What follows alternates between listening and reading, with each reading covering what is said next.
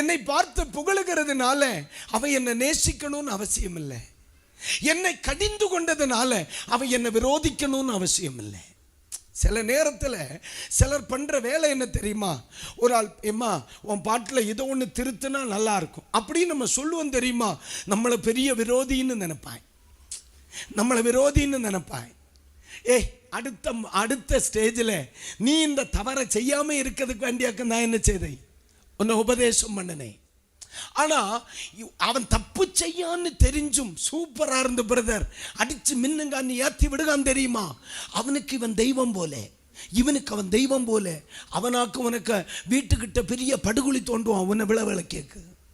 நம்ம நினைப்போம் நம்மளை பாராட்டுகிறவர்கள் எல்லாரும் நம்மளை சிநேகிக்கிறாங்கன்னு. இல்லை சகோதரா, இல்லை. நம்மை கடிந்து கொள்ளுகிறவனாக்கும் உண்மையா நம்மளை சிநேகிக்கியது.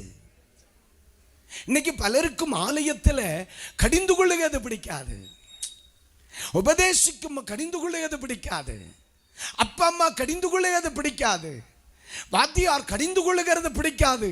வேதம் சொல்லுகிறது கடிந்து கொள்ளுதல் எங்கே இருக்கிறதோ அங்கே அன்பு இருக்கிறது.